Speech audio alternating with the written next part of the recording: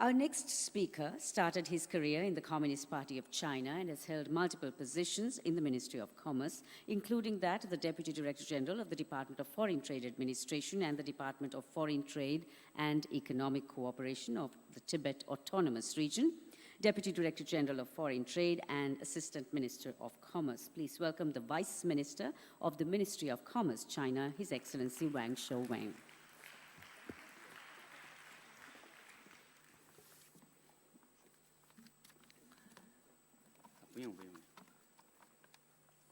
Honorable Prime Minister of Sri Lanka, Mr. Wickremesinghe, Honorable Minister of International Trade and Development Strategies, Mr. Samara Wickrama, ITC Executive Director, Madam Arantxa Gonzalez, EDB Chairperson, Madam Mayawati, Ambassadors, ladies and gentlemen. It is indeed a great pleasure to be here in the beautiful city of Colombo, known as the Heaven of the Seas.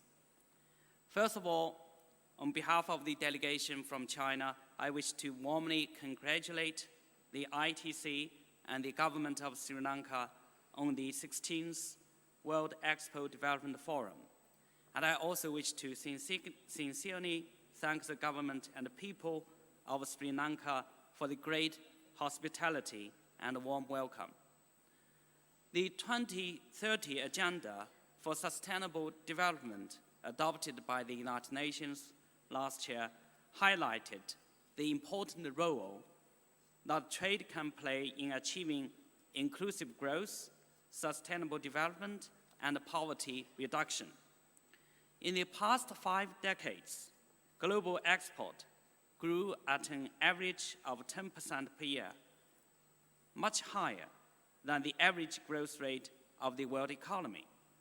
However, since 2009, when the financial crisis erupted, the world economy has been struggling to recover, and global trade has been below economic growth for the whole world. Reversing the long-term trend.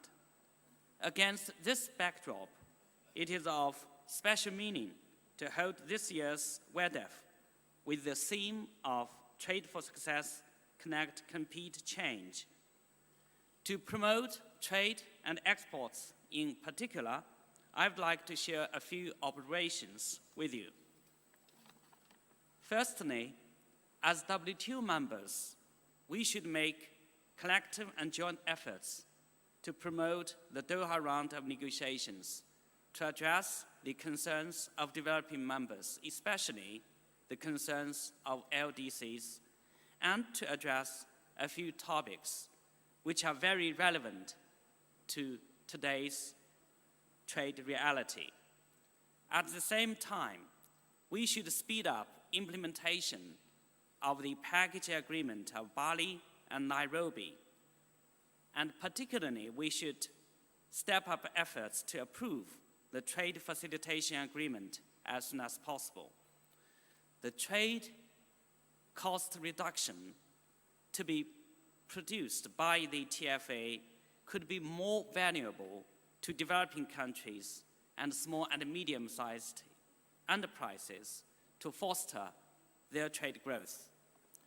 Secondly, it is very important for developing economies to actively join in the regional economic integration efforts.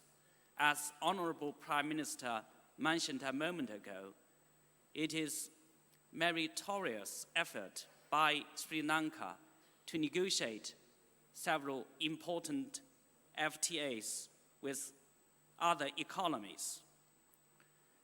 In our view, open and transparent FTAs do not substitute WTO, but supplement it.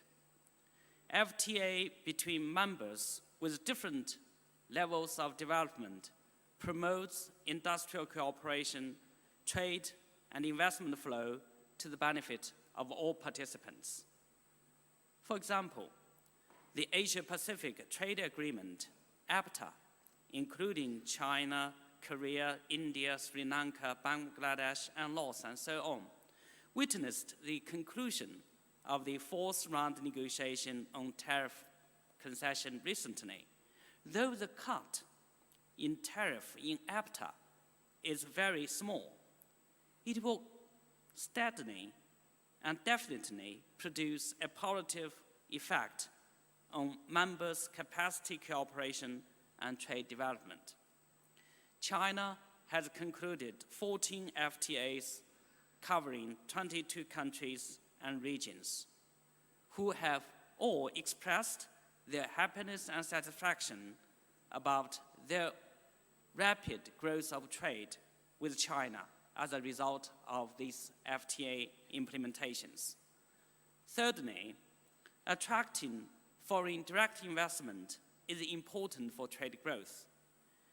FDI brings not only funding, market, technology, know-how, but also brings the latest ideas in management, operation, business models that can help drive indigenous, innovative growth and trade expansion in host countries. In the case of China, we have been able to attract more than 855,000 foreign invested enterprises, utilizing $1.7 trillion of funds from foreign sources.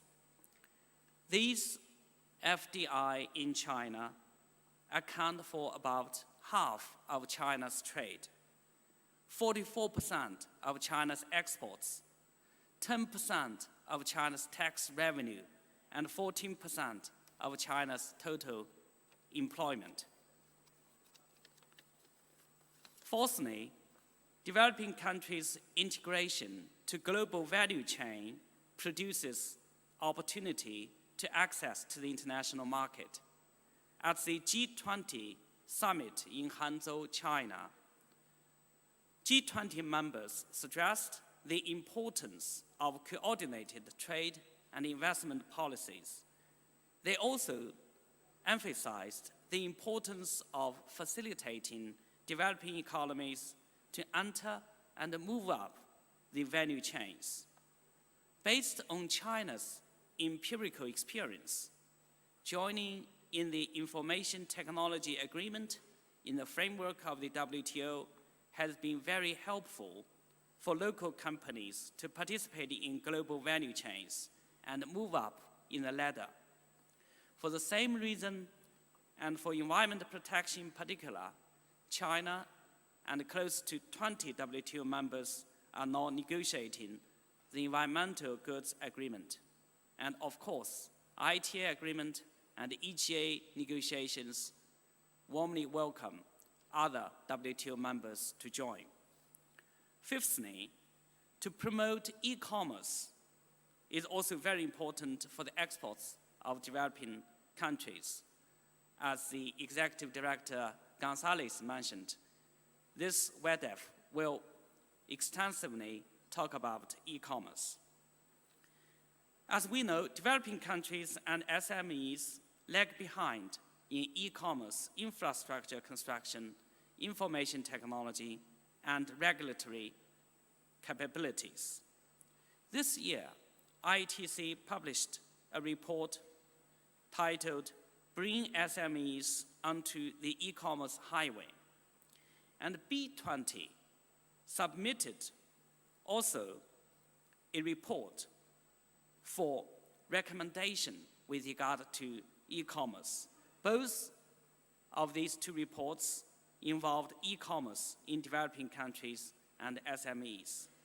Addressing effectively barriers in e-commerce for developing countries and SMEs can also help them to move up in the global value chain. Ladies and gentlemen, since President Xi Jinping of China launched the One Belt, One Road Cooperation Initiative, China has been working very closely together with the countries covered by the initiative to enhance regional connectivity and improve trade facilitation. China's trade with the Belt and Road countries grew much faster than with other regions. And today, China's trade with the One Belt, One Road countries account for 1/4 of China's total trade. I sincerely hope that all countries covered by and interested in the Belt and Road Initiative can actively participate in it and work together according to the principle of mutual consultation, joint construction, and shared benefit. I would also like to use this opportunity to express our appreciation to the ITC, in particular, Madame Arantxa González. For years, ITC has been working with developing countries, China included, to help them enhance capacities and expand export and achieve sustainable development.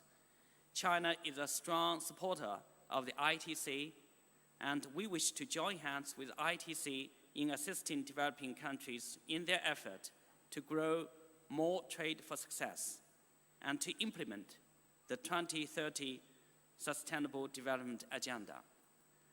The Honorable Prime Minister Wickramasinghe mentioned the projects of cooperation with China. His Excellency also mentioned the FTA talk with China. I can assure you, Your Excellency, China is willing and China is very faithful in working with you and your colleagues to bring these projects to a great success. I wish this year's WEDEF a complete success. Thank you all.